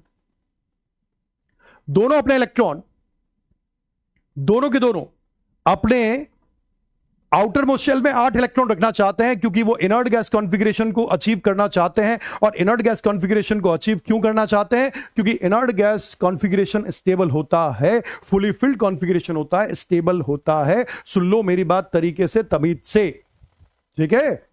अब 8 इलेक्ट्रॉन ये भी रखना चाहता है, 8 इलेक्ट्रॉन ये भी रखना चाहता है। सोडियम है मेटल, इलेक्ट्रॉन को देगा। क्लोरीन है नॉन मेटल, इलेक्ट्रॉन को गेन करेगा, ठीक है। आओ, सोडियम ने इलेक्ट्रॉन को लूज किया, सोडियम ने इलेक्ट्रॉन को लूज किया तो सोडियम पर चार्ज आया बेटा एक +1। क्लोरीन ने इलेक्ट्रॉन को गेन किया, चार्ज आया -1। मेटल था, लूज कर दिया, नॉन मेटल था, गेन कर लिया। लूज किया तो भैया एक बार देख लेना, लूज किया तो 2 8 रह गए। सही है बेटे, 2 8 रह गए। उसके बाद अगर मैं इसकी बात करूं तो बेटे इसने गेन किया तो 2 8 8 हो गया। इसने लूज किया, इसने गेन किया, कंप्लीट ट्रांसफर हो गया, पॉजिटिव नेगेटिव चार्ज आ गया, इलेक्ट्रोस्टैटिक फोर्स ऑफ अट्रैक्शन लग गया। इसी को बोला जाता है कंप्लीट ट्रांसफर ऑफ इलेक्ट्रॉन। जितनी जरूरत थी उतने का ट्रांसफर किया, ऑक्टेट कंप्लीट किया, 8 इलेक्ट्रॉन कंप्लीट हो गए मेरे बेटा, 8 इलेक्ट्रॉन कंप्लीट हो गए, ये 8 इलेक्ट्रॉन कंप्लीट, ये 8 इलेक्ट्रॉन कंप्लीट। 8 इलेक्ट्रॉन कंप्लीट होने का मतलब इन्होंने ऑक्टेट रूल को फॉलो किया, और ये ऑक्टेट रूल को फॉलो करने के बाद इन दोनों ने स्टेबिलिटी को गेन किया। पर कैसे किया? एक ने लूज किया, दूसरे ने गेन किया। चार्ज एक पर पॉजिटिव, चार्ज दूसरे पर नेगेटिव, और इसी इलेक्ट्रोस्टैटिक फोर्स ऑफ अट्रैक्शन से बनने वाले बॉन्ड को हम बोलते हैं आयनिक बॉन्ड, या फिर बोलते हैं इलेक्ट्रोवैलेंट बॉन्ड। एक ने लूज किया, दूसरे ने गेन किया, कंप्लीट ट्रांसफर हुआ, लूजिंग ऑफ इलेक्ट्रॉन और by gaining of electron. Complete transfer से ऑक्टेट को दोनों ने कंप्लीट किया, ऑक्टेट रूल को फॉलो किया। क्यों किया? क्योंकि हर एटम अपने नियरेस्ट इनर्ट गैस कॉन्फ़िगरेशन को अचीव करना चाहता है। सही है बेटे बात? हर एटम अपने नियरेस्ट इनर्ट गैस कॉन्फ़िगरेशन को अचीव करना चाहता है, और इसके लिए वो किसी भी हद तक जा सकता है। वो इलेक्ट्रॉन दे भी सकता है, इलेक्ट्रॉन ले भी सकता है, और शेयरिंग भी कर सकता है। बोलो भैया बच्चों, ठीक है? Clear? Okay, yes. Electropositive bond नहीं बोलते भैया, इलेक्ट्रोवैलेंट बॉन्ड बोलते हैं। बेटा गलत मत बोलो। इलेक्ट्रोपॉजिटिव बॉन्ड नहीं होता है, इलेक्ट्रोवैलेंट बॉन्ड होता है, आयनिक बॉन्ड होता है। ये दो ही नाम होते हैं, इलेक्ट्रोपॉजिटिव बॉन्ड नहीं बोलते। ध्यान रखना बाबू। अच्छा, ये ऑक्टेट, ये 8 इलेक्ट्रॉन ही क्यों रखना चाहते हैं? मुझे एक आंसर दो इस बात का। ये 8 इलेक्ट्रॉन ही क्यों रखना चाहते हैं? अरे भैया, ये इनर्ट गैस जैसा बनना चाहते हैं, और इनर्ट गैस अकेली भी स्टेबल रहती है, अकेले भी दमदार रहते हैं, क्योंकि उनको दुनिया में किसी से मतलब नहीं है, क्योंकि खुद में अपने आप बहुत ज्यादा स्टेबल है। और जो स्पीसीज खुद में स्टेबल है उसके जैसे सब लोग बनना चाहते हैं। सही है बेटे? चलिए अब आइए अगला एग्जाम्पल देखो मेरे बेटा। अगला एग्जाम्पल देखें, इसमें एग्जाम्पल के तौर पर देखिएगा बेटा ध्यान से, तरीके से, तमीज से। आजा मेरे बच्चे, ओ मेरे बच्चे, आजा बेटा, आजा रे मेरे बेटा। मैग्नीशियम ऑक्सीजन, मैग्नीशियम ऑक्सीजन में ये होता है 282, 12 इलेक्ट्रॉन, और ये होता है 2 और ये 6। बताइए मैग्नीशियम कितने इलेक्ट्रॉन को दे कि ये 8 इलेक्ट्रॉन अपने आउटर मोस्ट शेल में रख सके? कितने इलेक्ट्रॉन को दे? तो मेरे हिसाब से आपका आंसर होगा कि भैया ये 2 इलेक्ट्रॉन को दे देगा। भैया बोल सकते हैं आप मेरे को, एस भैया बोल सकते हैं, 25 भैया बोल सकते हैं, आपकी मर्जी। तो भैया आप बोल सकते हैं कि भैया ऐसा करो, 2 इलेक्ट्रॉन यहां से भैया निकाल दो बाहर। तो मैंने 2 इलेक्ट्रॉन यहां से बाहर निकाल दिए, तो ये +2 आ गया। और भैया इसको 6 से 8 बनाना है, तो 2 इलेक्ट्रॉन इसमें जोड़ देता हूं, तो ये -2 हो जाएगा भैया। और -2 होने से इसको भी घबराहट नहीं मिलेगी, घबराहट नहीं होगी, 2 8 बन जाएगा। और इसको भी घबराहट नहीं होगी, ये भी 2 8 बन जाएगा। और दोनों के दोनों ऑक्टेट रूल को फॉलो कर लेंगे, 8 इलेक्ट्रॉन दोनों के दोनों रख लेंगे, और 8 इलेक्ट्रॉन रख लेंगे दोनों के दोनों, तो स्टेबल कॉन्फ़िगरेशन को अचीव करेंगे, और दोनों के बीच में इलेक्ट्रोस्टैटिक फोर्स ऑफ अट्रैक्शन लगेगा। और यही इलेक्ट्रोस्टैटिक फोर्स ऑफ अट्रैक्शन बेटे मेरे हिसाब से आयनिक बॉन्ड के नाम से जाना जाता है, कंप्लीट ट्रांसफर ऑफ इलेक्ट्रॉन बोला जाता है। बोलिए भैया की जय हो। सही है बेटे? ठीक, तो आप भैया बोल सकते हैं, 25 भैया चलेगा, 25 भैया के नाम से पूरा कमेंट कर दीजिए, धमाधम कमेंट डाल दीजिए। आज शाम के सेशन में 8:30 बजे यही कमेंट चलेंगे, 25 भैया के नाम से, 25 के नाम से, 25 भैया जिंदाबाद। आइए बात करें, ठीक है? आप देखिए 2 इलेक्ट्रॉन, भैया ने 2 इलेक्ट्रॉन दे दिया। भैया आपने बोला कि भैया 2 इलेक्ट्रॉन निकाल दो, मैंने सुना आपके भैया बोला आपने, तो इज्जत रखूंगा आपकी, तो मैंने 2 इलेक्ट्रॉन निकाल दिए, इधर से 2 निकाले, उधर 2 जोड़ दिए, दोनों में ऑक्टेट कंप्लीट हो गया। भाई साहब माहौल सेट हो गया दोनों का, दोनों को मजे आ गए, अट्रैक्शन लगाया, जिंदगी आराम से जी रहे हैं। बिल्कुल सही है दानिश भाई, घोड़े वाला बाबा की जय हो, वेरी गुड, बहुत बढ़िया, ठीक है? अब आइए, अगर मान लीजिए मैं यहां पर बात करता हूं कैल्शियम, मान लीजिए कंपाउंड लिया है मैंने CaF2। अब CaF2 के अंदर देखते हैं, कैल्शियम हो गया बेटा यहां पर 2 फ्लोरीन हो गए, बेटा यहां पर भी 2 फ्लोरीन हो गए। ये देखिए एक कैल्शियम हो गया, कैल्शियम बीच में लिख देता हूं, और ये 2 फ्लोरीन हो गए। भाई एक कैल्शियम है, 2 फ्लोरीन है, मैंने लिख दिया। एग्जाम्पल देख लो अच्छे से, अभी तो आयनिक बॉन्ड पढ़ नहीं रहे, सिर्फ ऑक्टेट रूल समझा रहा हूं, किसने कितने दिए, किसने कितने लिए। सही है? ओके बेटा, अब कैल्शियम का एटॉमिक नंबर था 20। 20 को कैसे लिखेगा मेरे बच्चे? 2 8 8 2, 8 और 8 16, 2 18 और 2 20। कैल्शियम का एटॉमिक नंबर 20 हो गया मेरे बच्चे। अब इसका एटॉमिक नंबर बोले तो ये है 27 और ये भी है बेटा 2,7। बोलो भैया की जय हो। हाँ 25 भैया, 25 भैया बोल रहा है, मामा बोल दे, मामा बोल दे बेटा, वेरी गुड, बहुत बढ़िया। मामा बोल दे, भैया बोल दे, जो भी बोल रहा बोल दे, मोहब्बत का रिश्ता है, हमेशा रहेगा। ठीक है, अब आइए, अब इसने क्या किया, कैल्शियम है, ऑक्टेट कंप्लीट करना था। क्या करना था?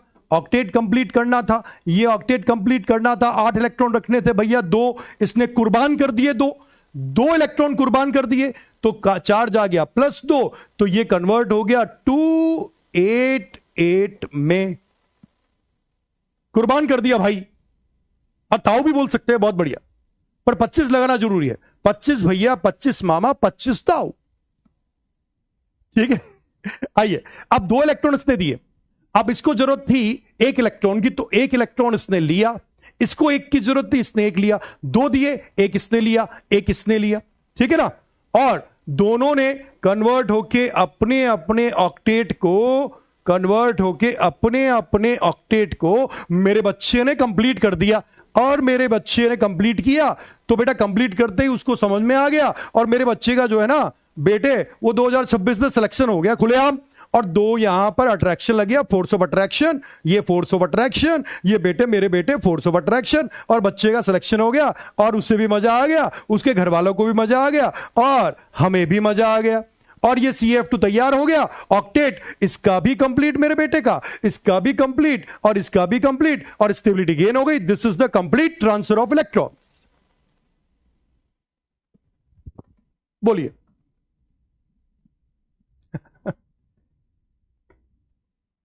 मोहम्मद अतीक भाई दिख रहा है मुझे सब दिख रहा है। थाला भाई भी बोल सकते हैं, बिल्कुल। 2 + 5 7, थाला भाई भी बोल सकते हैं। 25 मामा, मामू, ये थैंक यू, मामू भी बोल सकते हैं बहुत बढ़िया। आइए, ठीक है, आइए, अच्छा बताइए, समझ में आ गई बात? कंप्लीट ट्रांसफर समझ में आया? एक ने दिया, दूसरे ने लिया, कंप्लीट ट्रांसफर हुआ, खेल खत्म हो गया। ठीक है,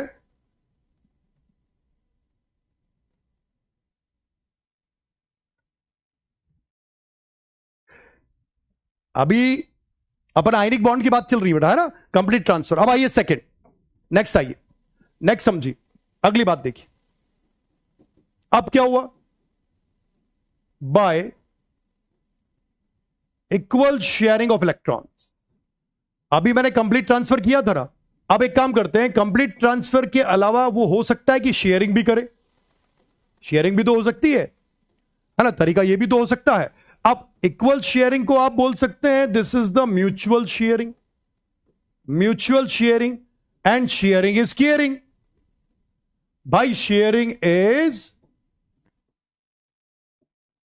केयरिंग, सही है बात?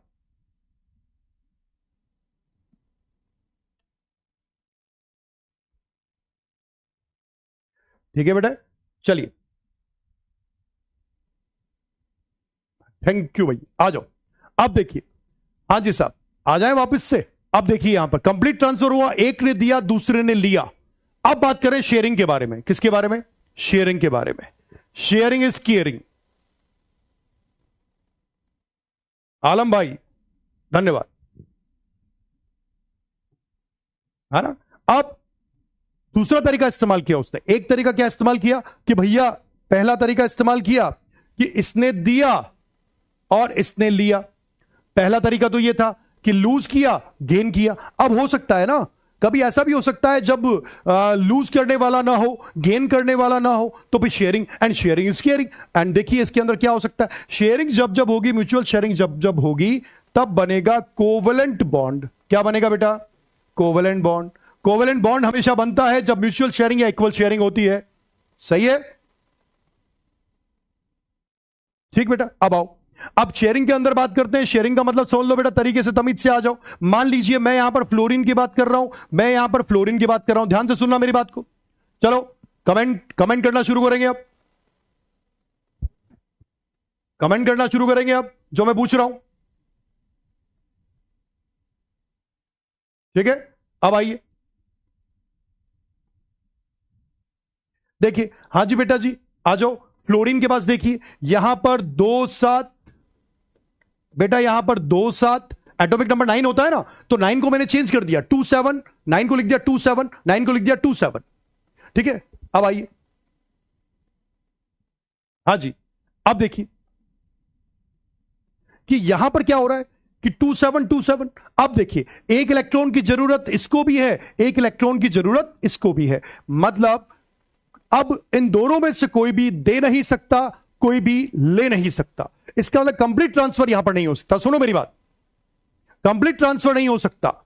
कंप्लीट ट्रांसफर नहीं होगा, इसका मतलब अब क्या करेंगे, ये 7 इलेक्ट्रॉन है, देखिए 1 2 3 4 5 6 7, इसी तरह 1 2 3 4 5 6 7, है ना बेटा, सही है। अब दोनों सॉरी, एक एक इलेक्ट्रॉन की शेयरिंग करेंगे। Sharing is caring, sharing is caring, मतलब इसने इसका ध्यान रखा, इसने इसका ध्यान रखा, और दोनों ने शेयरिंग करके अपने अपने ऑक्टेट को कंप्लीट कर लिया। इसका मतलब सॉरी, इसका मतलब इन दोनों ने अपने अपने ऑक्टेट को कंप्लीट कर लिया। ये हो गया, जितने की जरूरत उतने की sharing, this is mutual sharing. उन पर दोनों का अधिकार है, बिल्कुल, इन दोनों इलेक्ट्रॉन पर इन दोनों का अधिकार है। दोनों ने शेयरिंग किया है, इसने इसका ध्यान रखा, इसने इसका ध्यान रखा, और दोनों ने इक्वली शेयर किया है, और दोनों ने अपने अपने ऑक्टेट को दोनों ने कंप्लीट किया है। ये 8 इलेक्ट्रॉन कंप्लीट हो गया, 8 इलेक्ट्रॉन कंप्लीट हो गया। अब ये जो लोन पेयर है, इसको बोलते हैं बॉन्ड पेयर, और बेटा इसको बोलते हैं लोन पेयर।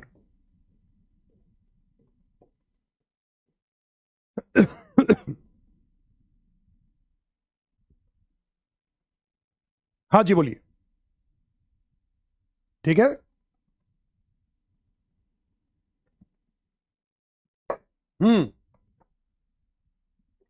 क्या बोला मैंने, एक शॉर्ट फॉर्म में लिख देता हूं।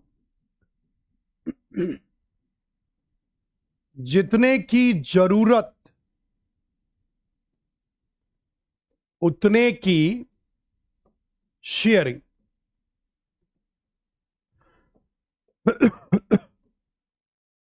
बोलिए सर। हाँ वेरी गुड, नियॉन का कॉन्फ़िगरेशन अचीव कर लिया, यस वेरी गुड, बहुत बढ़िया, है ना। अब सुनिए, बताइए, ऑक्सीजन ऑक्सीजन, हाँ जी भैया बोलना, बोलो भैया। 2 6 2 6, बताइए कितने की जरूरत है, कितने की जरूरत है। 1 2 3 4 5 6, 1 2 3 4 5 6, जितने की जरूरत उतने की शेयरिंग। 2 की जरूरत तो 2 इलेक्ट्रॉन की शेयरिंग की, और दोनों ने अपने ऑक्टेट को कंप्लीट किया। This is the mutual sharing, this is the equal sharing. सही है बेटे बात, और अपने टारगेट को अचीव किया, बिल्कुल सही है। आइए, अब ये 2 6 से 2 8 बन गया, ये 2 6 से 2 8 बन गया, डबल बॉन्ड बना के ऑक्टेट को कंप्लीट कर लिया। ये 2 बॉन्ड पेयर है। अगर बॉन्ड पेयर पूछे तो 2 है, और लोन पेयर पूछे तो 1 2 3 4, 4 लोन पेयर है। बोलो बेटा, जितने की जरूरत उतने की शेयरिंग। ऑक्टेट कंप्लीट करने के लिए जितने की जरूरत, जैसे 6 इलेक्ट्रॉन है इसके पास आउटर मोस्ट शेल में, 2 की जरूरत है, 2 की शेयरिंग। मान लीजिए मैंने लिखा नाइट्रोजन, नाइट्रोजन, बताओ बेटे जल्दी से बोलिए, ये 2,5 है, ये 2,5 है, जल्दी बोलिए कितने की जरूरत है। 2 5, 8 इलेक्ट्रॉन करने के लिए कितने की जरूरत है, 3 इलेक्ट्रॉन की। कितने की जरूरत है? 3 इलेक्ट्रॉन की। जितने की जरूरत उतने की शेयरिंग। तो देखिए 1 2 3, पहला इलेक्ट्रॉन, दूसरा, तीसरा, चौथा, पांचवा, छठा, जितने की जरूरत उतने की शेयरिंग। तो 3 इलेक्ट्रॉन की शेयरिंग। तो इस नाइट्रोजन ने 5 में से 3 इलेक्ट्रॉन दिए, बचे 2 लोन पेयर, बचे 2 लोन पेयर। ये ऑक्टेट कंप्लीट, ये ऑक्टेट कंप्लीट। बोलिए, देखिए 1 2 3 4 5, 1 2 3 4 5, दोनों ने ऑक्टेट कंप्लीट किया। अब बॉन्ड पेयर जो बॉन्ड बनाने में जा चुके हैं वो पेयर कितने हैं? बता बेटा, बॉन्ड पेयर कितने हैं? 3। बेटा लोन पेयर कितने हैं? बोले तो 1 लोन पेयर, 2 लोन पेयर।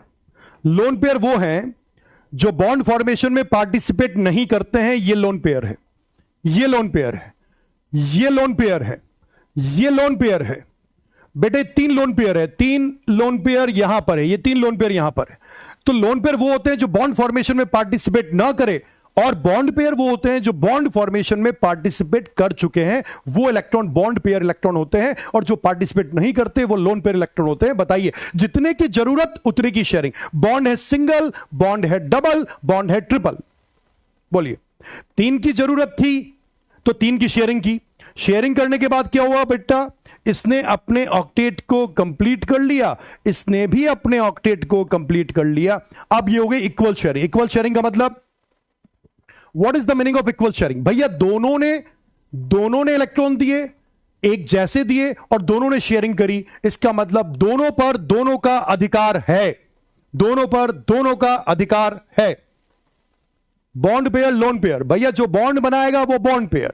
ये बॉन्ड बना रहे हैं यहां पर, ये तो ये बॉन्ड पेयर है। लोन पेयर जो बॉन्ड फॉर्मेशन नहीं कर रहे हैं, ये ध्यान रखिए, ये रहा बॉन्ड पेयर। जो बॉन्ड बना रहे हैं वो पेयर हैं। ऐसे बॉन्ड कितने हैं? ऐसे पेयर 2 हैं, तो 2 लिख दिया। जो बॉन्ड नहीं बना रहे हैं वो पहला, दूसरा, तीसरा और ये चौथा। तो 4 लोन पेयर हो गए और 2 बॉन्ड पेयर हो गए। यहां पर 3 बॉन्ड पेयर हो गए, और बेटा 1 और 1 2 लोन पेयर हो गए। समझ में आ गई होगी बात? इक्वल शेयरिंग का मतलब जितने की जरूरत उतने की शेयरिंग, दोनों का दोनों पर अधिकार है, एक दूसरे का ध्यान रख रहे हैं। बिल्कुल सही बोले। साझेदारी, समान साझा, म्यूचुअल अंडरस्टैंडिंग, समान साझा, जितने की जरूरत उतनी की शेयरिंग, और दोनों पर दोनों का अधिकार है। यस, अमन कुमार बिल्कुल सही है। लोन पेयर वैलेंस इलेक्ट्रॉन में जो बच जाते हैं, बिल्कुल सही बोला है। वैलेंस इलेक्ट्रॉन में जो बच जाएंगे वो लोन पेयर है। जो बॉन्ड फॉर्मेशन में पार्टिसिपेट नहीं करते वो लोन पेयर है। जो बॉन्ड फॉर्मेशन में पार्टिसिपेट कर ले वो बॉन्ड पेयर के इलेक्ट्रॉन से। बोलिए, सही है बेटा बात? अब आइए चलिए अगला देखें। आइए, अब तीसरी बात आती है बेटा, तीसरी बात आती है कि हो सकता है ना, तीसरा यह भी तरीका आता है, शेयरिंग भी 2 तरह की हो सकती है। तो तीसरी तरह की शेयरिंग आती है by unequal sharing of electrons. Unequal sharing of electrons, unequal sharing of electrons. अब अनइक्वल शेयरिंग, ठीक है, अनइक्वल शेयरिंग का मतलब कि भैया अधिकार दोनों का है पर इलेक्ट्रॉन सिर्फ एक का है। मतलब इलेक्ट्रॉन एक का है, मजे दोनों ले रहे हैं। अच्छा, इसमें क्या था? इलेक्ट्रॉन दोनों के थे। म्यूचुअल शेयरिंग में क्या था? इलेक्ट्रॉन दोनों के थे, मजे दोनों ले रहे हैं। अनइक्वल शेयरिंग में क्या है? इलेक्ट्रॉन एक का है पर मजे दोनों ले रहे हैं, शेयरिंग फिर भी है।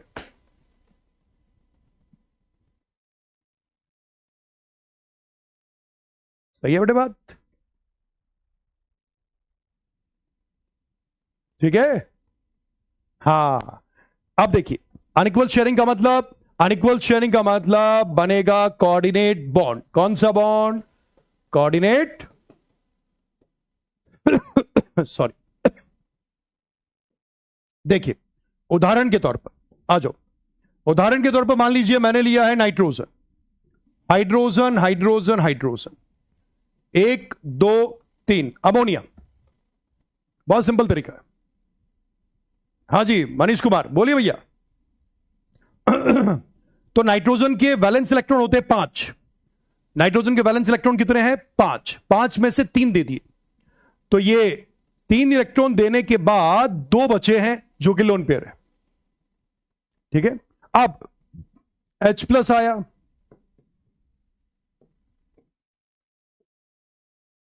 अब H+ के पास में एक वैकेंट ऑर्बिटल है। कौन सा ऑर्बिटल है? वैकेंट। ठीक है, अब वैकेंट ऑर्बिटल है, तो वैकेंट ऑर्बिटल में इसने अपने दोनों इलेक्ट्रॉन को इस H+ को दे दिया। अब दोनों इलेक्ट्रॉन इसने दिया तो बन गया सिग्मा कोऑर्डिनेट बॉन्ड, क्योंकि सिग्मा बॉन्ड बनेगा यहां पर, दोनों के एटम के बीच में पहला ही बॉन्ड है, तो पहला ही बॉन्ड सिग्मा बन गया।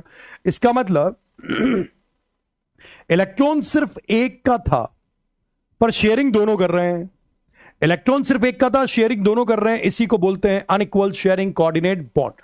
मान लीजिए मैं इसी तरीके से बात करूं, यहां पर मैंने बोला वाटर मॉलिक्यूल H2O, ऑक्सीजन के वैलेंस इलेक्ट्रॉन कितने हुए भाई? ऑक्सीजन का कॉन्फ़िगरेशन क्या होता है? 1s2 2s2 2p4, तो ये n हो गया, तो वैलेंस इलेक्ट्रॉन कितने हुए? 6 इलेक्ट्रॉन। 6 में से देखते हैं, 6 में से 2 दे दिए मेरे बेटे, तो 1 2 3 4, हाइड्रोजन का 1 1 हो गया। तो ऑक्सीजन के यहां पर 2 लोन पेयर बचे हैं, और मैं H+ प्रोटोनेशन यहां पर करवा रहा हूं। प्रोटोनेशन करवा रहा हूं तो कोऑर्डिनेट बॉन्ड से इसने लोन पेयर को दिया, और यहां पर बन गया बेटा H3O पॉजिटिव, और यहां पर हो गया अनइक्वल शेयरिंग, क्योंकि शेयरिंग दोनों की है भाई, शेयरिंग दोनों ने करी है, पर इलेक्ट्रॉन सिर्फ एक का है, इसीलिए इसको बोलते हैं अनइक्वल शेयरिंग। बोलिए सही है बेटे? बात क्लियर है? क्लियर है? ओके, अनइक्वल शेयरिंग बहुत इजी है। जैसे मान लीजिए उदाहरण के तौर पर मैंने बोला phosphine, 1 2 3, hydrogen hydrogen hydrogen. Phosphorus के वैलेंस इलेक्ट्रॉन नाइट्रोजन की तरह 5 ही होंगे, और ये लोन पेयर होगा। अब ये H+ आया, प्रोटोनेशन किया तो क्या हुआ? इसने अपना लोन पेयर इसको दिया, क्योंकि वैकेंट ऑर्बिटल इसके पास है ही।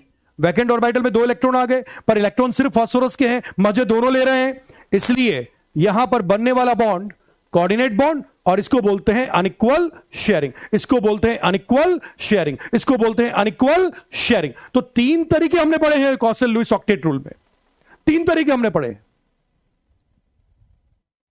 सही है बेटे बात? अब 3 तरीके हमने पढ़े हैं, तो उसमें सबसे पहला तरीका क्या पढ़ा है? एक ने इलेक्ट्रॉन लूज किया, दूसरे ने गेन किया, कंप्लीट ट्रांसफर हुआ, आयनिक बॉन्ड बना। अब आयनिक बॉन्ड बहुत से नहीं बनाना चाहते, तो इक्वल शेयरिंग कर लिया, म्यूचुअल शेयरिंग कर लिया। अब म्यूचुअल शेयरिंग किसी में नहीं हो सकती, तो अनइक्वल शेयरिंग हो गई। तो ये ऑक्टेट कंप्लीट करने के 3 तरीके हम लोगों ने यहां पर पढ़े हैं, जिससे कॉसल लुईस ऑक्टेट रूल को समझाया जाता है। ठीक है, समझ में आ गई बात? क्लियर है? बहुत सिंपल तरीका है। नाइट्रोजन के वैलेंस इलेक्ट्रॉन 5 थे, 5 कैसे पता चले?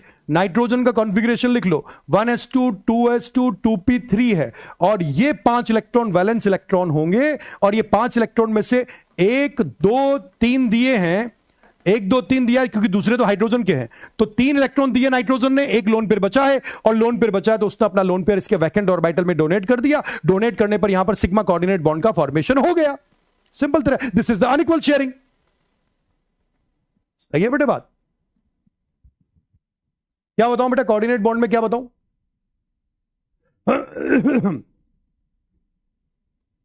प्रोटोनेशन का मतलब, अरे प्रोटोनेशन का मतलब देखो, H+ का एडिशन ऑफ प्रोटोन है ना, और H+ में क्या होता है? इलेक्ट्रॉन तो है ही नहीं, सिर्फ प्रोटोन है, तो addition of proton is called protonation. ये एडिशन ऑफ प्रोटोन का मतलब, H+ का जुड़ना। H+ क्या है?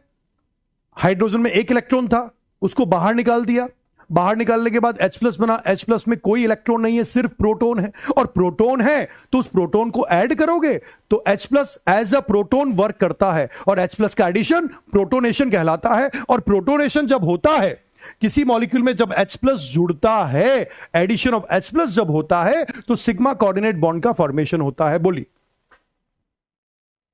हाँ जी, अब बोलिए।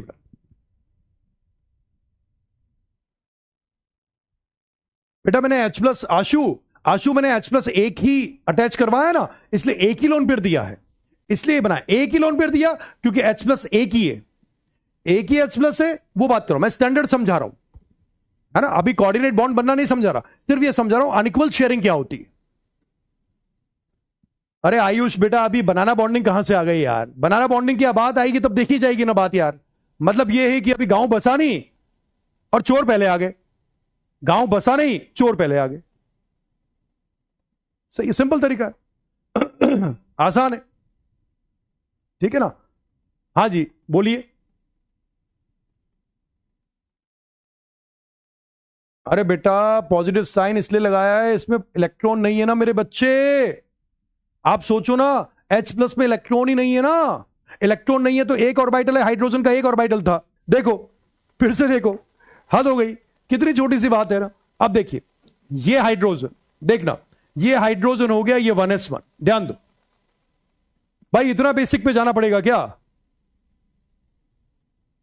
बहुत बेसिक है ये, इतना बेसिक पे जाना पड़ेगा क्या।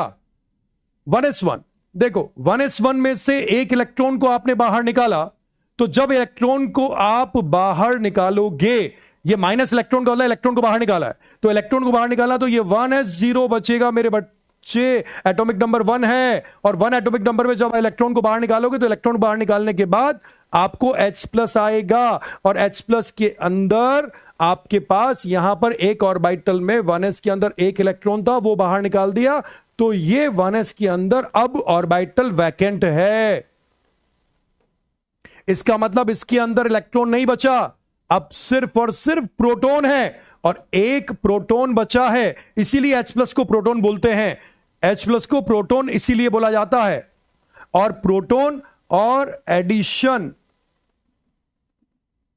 Of H plus, addition of H plus को हम बोलते हैं प्रोटोनेशन, क्योंकि H plus act as a proton, और इसको प्रोटोनेशन बोलते हैं, ठीक है। अब क्योंकि H प्लस के पास एक ऑर्बिटल 1s में वैकेंट पड़ा है, क्योंकि इलेक्ट्रॉन निकाल दिया आपने और वैकेंट है, तो ये स्टेबल होने के लिए 2 इलेक्ट्रॉन लेना चाहेगा, कितने इलेक्ट्रॉन, 2, और अमोनिया में वो 2 इलेक्ट्रॉन अमोनिया ने दिए हैं इसको, तो वो 2 इलेक्ट्रॉन से स्टेबल हुआ है, इसी को बोलते हैं कोऑर्डिनेट बॉन्ड, और इसी को बोलते हैं अनइक्वल शेयरिंग, ये है अनइक्वल शेयरिंग। भैया इतना बेसिक समझाना पड़ेगा क्या,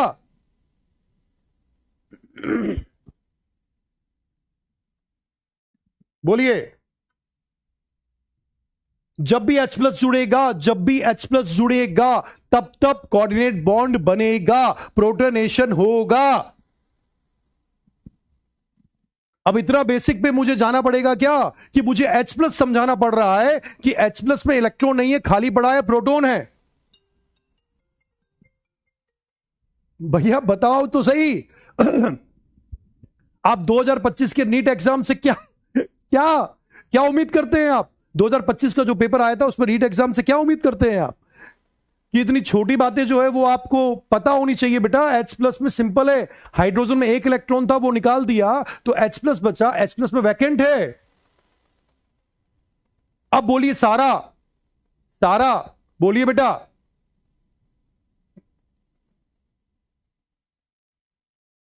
सारा अब बोलिए कहां गए आप, जो पूछ रहे थे कि सर ये प्रोटॉन क्या होता है, ये कैसे हुआ, क्या कहां गई सारा, बोलो भैया। फिर भी आपने पूछा, कोई बात नहीं, इट्स ओके, पहली बार समझ लो, ठीक है ना।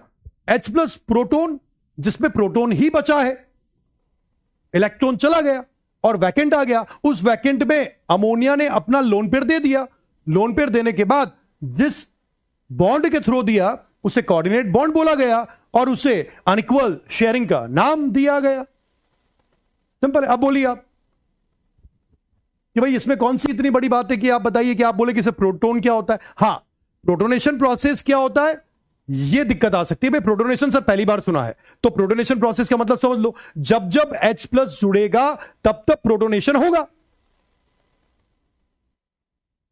सही है।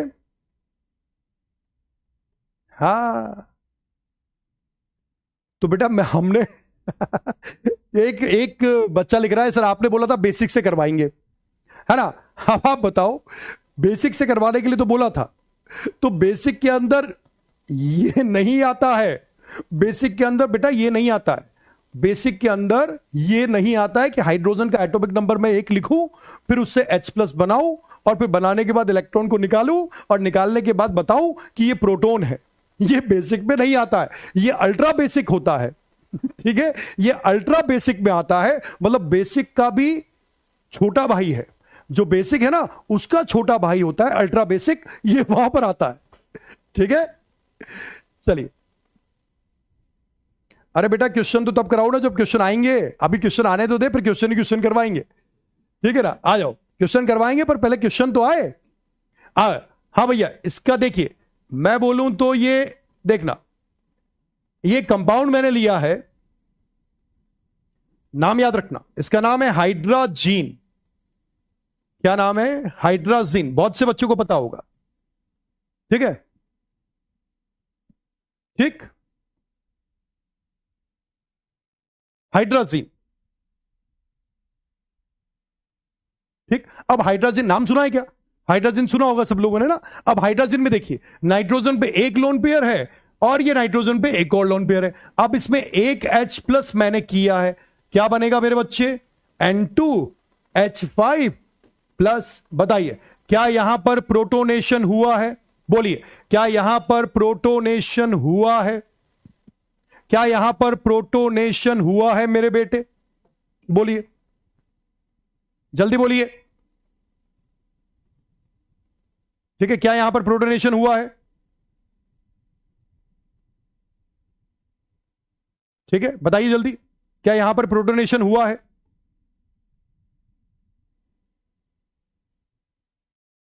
हाँ जल्दी बोलिए, जल्दी बोलिए, वापस से आ जाइए, लाइन पे आ जाइए। कोई बात नहीं, पूछ लिया, कोई बात नहीं, बता देंगे, पूछ लिया करो, कोई बात नहीं बेटा, सही बात है, पूछ लिया करो। ठीक है, कोई दिक्कत नहीं। हाँ यहां पर प्रोटोनेशन हुआ है, प्रोटोनेशन हुआ है, H प्लस एडिशन हुआ है, H प्लस एडिशन हुआ है, तो उस H प्लस एडिशन के अंदर बनने वाला बॉन्ड क्या होगा बेटा? Coordinate bond. बस ये बताना चाहता हूं मैं आपको। और इसको बोलते हैं, कोऑर्डिनेट बॉन्ड जहां पर बनता है उसको बोलते हैं अनइक्वल शेयरिंग। अब बेटा जिसने मेरे से पूछा था ना भाई, उसको बताया, तो उसको पहले तो भाई जिसने मेरे से बेसिक पूछा था ना वो कि सर वो बताओ H प्लस, तो वो बताओ उसको आया कि नहीं। बाकी को आ गया, बहुत अच्छी बात है। बोलो बेटा, जिसने मेरे से पूछा था बेटा वो बताओ। बोलो बोलो बेटा, कोई बात नहीं। अब सब कुछ आता ही होता तो फिर यहां आते भी क्यों? सही बात है, वैसे भी सही बोल रहे हो आप बच्चा, देखिए कोई दिक्कत नहीं है ना, कोई बात नहीं, पूछ लिया करो आप, तो मैं तो बता दूंगा बेसिक, कोई दिक्कत नहीं, मुझे बेसिक आता है तो कोई दिक्कत नहीं, बता देंगे, है ना।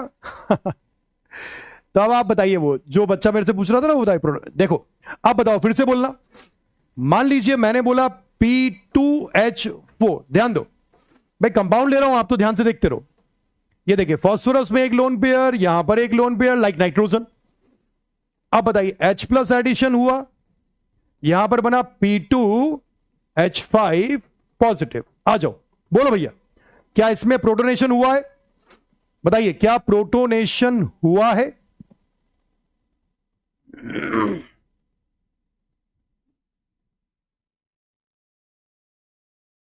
सही है, हाँ प्रोटोनेशन हुआ है, तो कौन सा बॉन्ड बनेगा?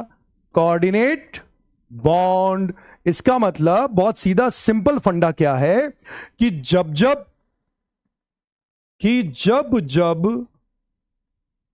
H प्लस का एडिशन होगा, या जब एडिशन H प्लस का होगा, हिंदी में लिख रहा हूं, तब प्रोटोनेशन होगा, और जब प्रोटोनेशन होगा तब कोऑर्डिनेट बॉन्ड बनेगा, और जहां पर कोऑर्डिनेट बॉन्ड बन गया मेरे बेटे, वहां पर अनइक्वल शेयरिंग होगी। ये हो गया साहब, बोलिए ये बात समझ में आई, फंडा समझ में आया कि नहीं आया? बोलिए अब आप। भाई क्लियर है तो क्लियर होना चाहिए सब तरीके से। हाँ आतिक भाई बोलिए। इसका कोई नाम नहीं है बेटा, इसका P2H4 को कोई नाम नहीं है, सिर्फ आप हाइड्रोजन याद रखिए कि हाइड्रोजन नाम होना चाहिए। हाइड्रोजन का फॉर्मूला है N2H4, this is the hydrogen. यह हाइड्रोजन का नाम याद होना चाहिए N2H4, नीचे वाले कंपाउंड का नहीं। जहां बता रहा हूं सिर्फ वही याद रखे, जहां पर नाम लिखूंगा कॉमन नेम सिर्फ वही याद रखना है, सारे नाम याद नहीं रखना है। जहां जहां लिखूंगा बेटा वही वही याद रखे सिर्फ, ठीक है? नहीं बेटा हर्षराज और भी कर सकते हैं आप, कोई दिक्कत नहीं, और भी कर सकते हैं, है ना, और भी कर सकते हैं, कोई दिक्कत नहीं है। मैं एक तरीका बता रहा हूं, ठीक? आइए, तो ये तरीके अपने पास हो गए। हाँ तो साहब मैं दोबारा से फिर से बोल देता हूं, आ जाओ। चलो ये आ गया ऑक्टेट रूल। भैया ऑक्टेट रूल में 3 तरीके पढ़ लिए थे हम लोगों ने, ढंग से देख लो तमीज से तरीके से, आ जाओ। ठीक है, अब देखिए क्या हो रहा है कि कॉसेल लुईस ऑक्टेट रूल के अंदर हर एटम अपने आउटर मोस्ट शेल में 8 इलेक्ट्रॉन को कंप्लीट करना चाहता है। वो लूज करके कर सकता है, वो गेन करके कर सकता है, वो शेयरिंग से कर सकता है। हर एलिमेंट अपने आउटर मोस्ट शेल में 8 इलेक्ट्रॉन कंप्लीट करना चाहता है, वो लूज करके कर सकता है, गेन करके कर सकता है, शेयरिंग कर सकता है।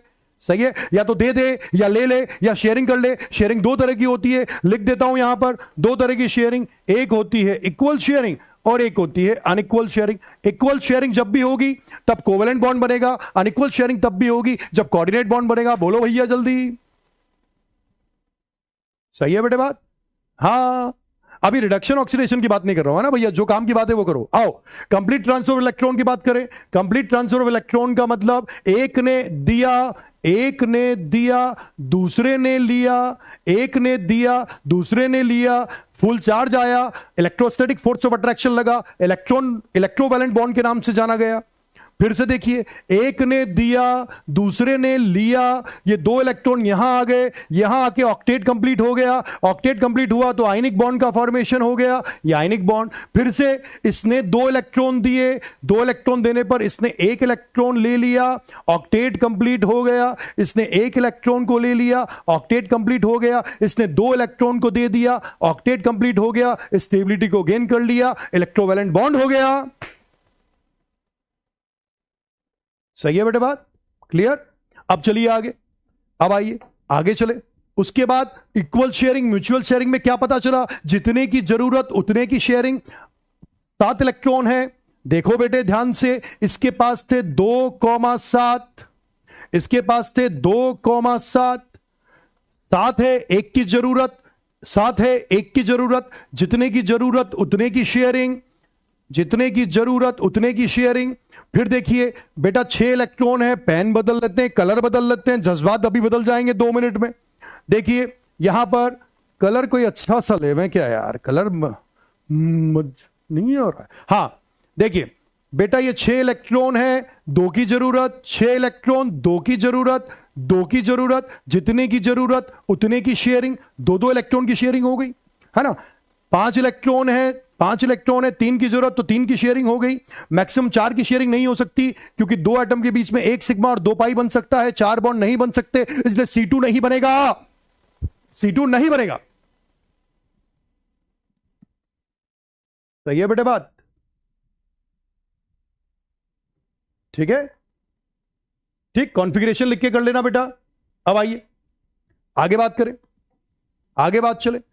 Unequal sharing of electrons, unequal sharing of electrons के अंदर कंट्रीब्यूशन सिर्फ एक का है, दूसरे ने इस्तेमाल किया, दोनों ने शेयरिंग की, एक ने दिया दूसरे ने इस्तेमाल किया, शेयरिंग हो गई, शेयरिंग हुए, दोनों स्टेबल हो गए, इसको अनइक्वल शेयरिंग बोला गया, कोऑर्डिनेट बॉन्ड बना। अनइक्वल शेयरिंग बोला, ऑक्सीजन के बाद 2 लोन पेयर थे, 2 में से 1 दे दिया तो ये प्रोटोनेशन हो गया। 1 लोन पेयर था, H+ को दे दिया, प्रोटोनेशन हो गया। ठीक है, उसके बाद फिर देखिए प्रोटोनेशन का मतलब H+ का एडिशन, H+ एडिशन करोगे प्रोटोनेशन प्रोसेस कहलाएगा। जब जब H+ ऐड होगा, जब जब H+ ऐड होगा, जब जब H+ ऐड होगा, तब तब कोऑर्डिनेट बॉन्ड बनेगा, अनइक्वल शेयरिंग होगी। जब जब प्रोटोनेशन होगा, कोऑर्डिनेट बॉन्ड बनेगा, अनइक्वल शेयरिंग होगी। बात खत्म। 3 तरीके कॉसेल लुईस ऑक्टेट रूल में बताए गए हैं। बोलिए साहब, जितने की जरूरत उतने की शेयरिंग। समझ में आई बात? तो मैं लिख देता हूं during the process of protonation, कहीं पर भी H प्लस जुड़ता हुआ नजर आए, ऑलवेज फॉर्म कोऑर्डिनेट बॉन्ड। ये हो गया साहब अपने पास final, always form coordinate bond. और इसको नोट लगाकर स्टार मार्क करके लिख देना, इंपॉर्टेंट लगा देना। कभी भी प्रोटोनेशन होगा, कभी भी प्रोटोनेशन होगा, हमेशा कोऑर्डिनेट बॉन्ड बनेगा। प्रोटोनेशन का मतलब हो गया H प्लस का एडिशन, ऑलवेज एडिशन। हाँ दीपेंद्र, क्या डाउट है बेटा? दीपेंद्र क्या डाउट है? यार अभिषेक, अभी देख रिडक्शन ऑक्सीडेशन की बात नहीं कर रहे हैं अपन लोग, है ना, कि सर की प्रोटोनेशन का मतलब रिडक्शन हो, नहीं अभी नहीं कर रहे हैं, वो बात की बात है। अभी सिर्फ एक तरीका देख रहे हैं, कॉसेल लुईस ऑक्टेट रूल। ठीक है ना? क्या हो गया अमन कुमार? हाँ जी अमन कुमार, ठीक है। Always always always always always always always, इसको तो ऑलवेज को तो हमेशा ये ऐसे राउंड करके लिख लो। ऑलवेज डायरेक्ट बोलना है, हमेशा बोलना है, डायरेक्ट बोलना है, हमेशा बोलना है। ठीक है? हाँ भाई अमन कुमार, अब फेलियर की बात करेंगे ना अपन, बिल्कुल फेलियर की बात करेंगे। जो ये रूल है ना, इससे बड़ा इसका फेलियर है, और उसी पर पूरा चैप्टर बना हुआ है, पूरा चैप्टर उसी पे बना हुआ है। रूल का फेलियर, पूरा चैप्टर बना हुआ है उस पर। ठीक है? आप बताइए आज के लेक्चर में समझ में आ गया कि नहीं आया, ये बोलिए बात। क्लियर है आज का लेक्चर? कॉसेल लुईस ऑक्टेट रूल की बात करी थी हम लोगों ने। अब नेक्स्ट लेक्चर में अपन बात करेंगे इस रूल के ड्रॉबैक्स पर, और ड्रॉबैक्स के बाद बात करेंगे क्लासिफिकेशन ऑफ बॉन्ड की, और फिर एक बॉन्ड शुरू करेंगे जो सबसे इंपॉर्टेंट बॉन्ड होगा पूरे केमिकल बॉन्डिंग में। सबसे ज्यादा क्वेश्चन उसी बॉन्ड से आते हैं, वो शुरू करेंगे अपन। सही है? अफजल वो आगे समझाएंगे, अभी तो सिर्फ एक नॉर्मल समझा रहा हूं बात। ठीक है? बिल्कुल जूम मीटिंग लेंगे बेटा, जूम मीटिंग करेंगे, तरीका बताएंगे। आज के लेक्चर में आपको उम्मीद करता हूं कि समझ में आया होगा। ठीक है? और इसको एक बार पढ़ के आइए, नेक्स्ट लेक्चर में इसको पढ़ के आइए। ड्रॉबैक्स की बात करेंगे, बॉन्ड की बात करेंगे। कौन सा बॉन्ड शुरू करूंगा? बॉन्ड वही शुरू करूंगा जिसमें क्वेश्चन सबसे ज्यादा आता है। पूरी केमिकल बॉन्डिंग से क्वेश्चन सबसे ज्यादा आएगा, और कंफर्म 100% क्वेश्चन आएगा, 100% गारंटी के साथ कर रहा हूं बात। तो बेटा बाकी बातें नेक्स्ट टाइम करते हैं, आज के लिए इतने काफी है। तब तक के लिए धन्यवाद, thank you so much, all the very best.